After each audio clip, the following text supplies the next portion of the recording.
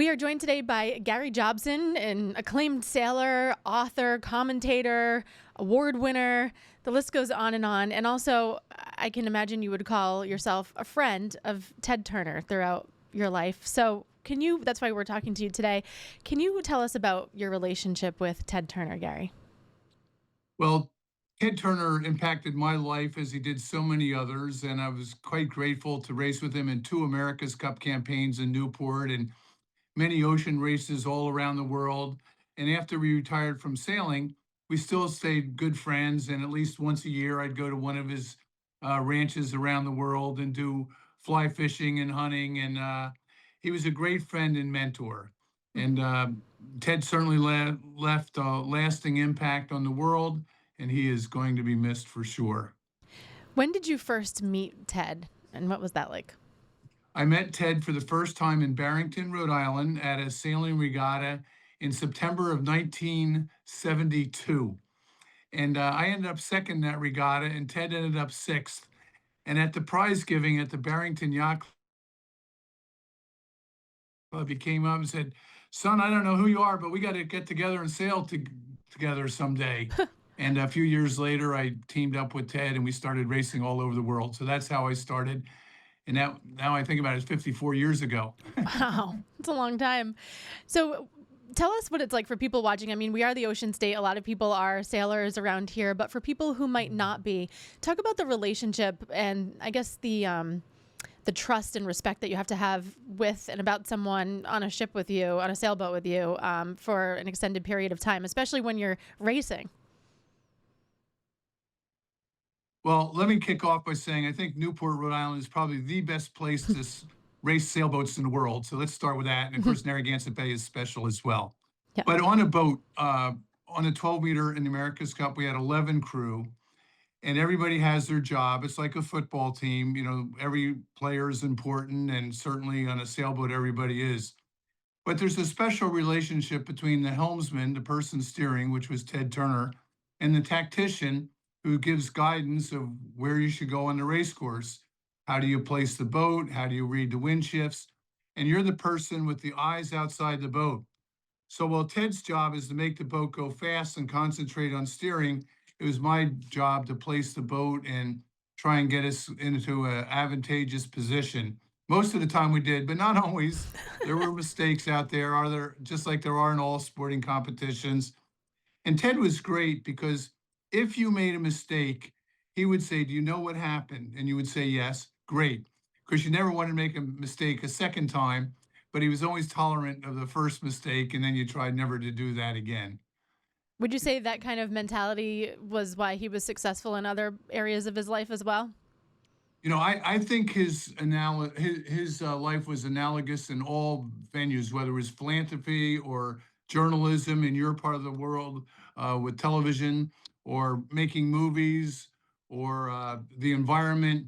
He tried to do things at a very high level and wanted to do the best he can. He was extremely creative, and I think he was the kind of person that did things that nobody had ever done before.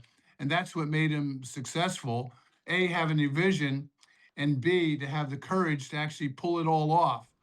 And, you know, you read the obits, he bet the farm several times, Hmm. you know, very risky. A lot of people wouldn't do that.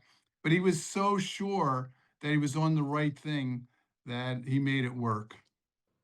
Is it just the type of person that he is, or how do you become someone like that where you have that, steadfastness and confidence, I guess, in yourself, knowing that you're going to be able to succeed when everyone else is saying, I don't know, and more hesitant about it?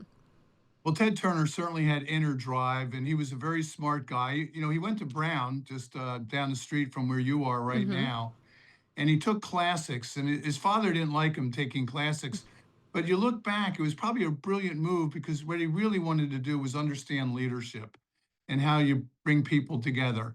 And that's what he spent his whole life doing, is getting good people that were good at their jobs and motivating them and coordinating it all. And he had the vision to do that, and it all worked out. You know, he became extremely wealthy, but more importantly, I think he changed the world. CNN certainly was groundbreaking when it was launched on June 1st in 1980, and what he did with the film industry. And his environmental work and the nuclear threat initiative, trying to reduce nuclear armaments in the world. I mean, it's all good things. He was a great man with great vision.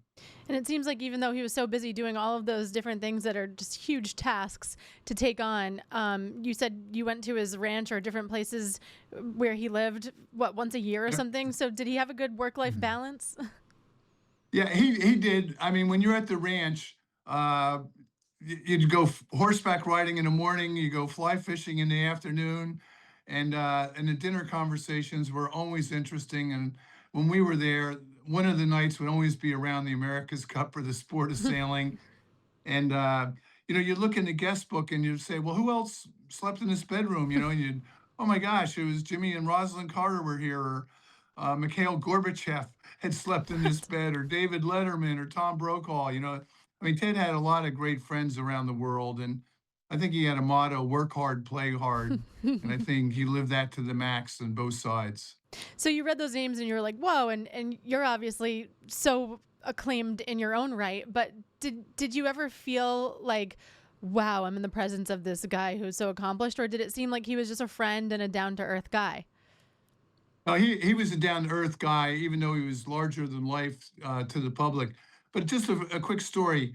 Ted and I were doing some training sessions in Marblehead, Mass, and we're on a hill overlooking the harbor. And at our feet, right on the waterfront, was Courageous and Independence, the two 12 meters.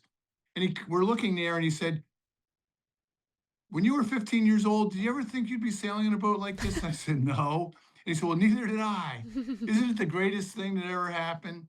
So there was a little bit of a little boy wonder in Ted Mm, that made it so special. that is really special.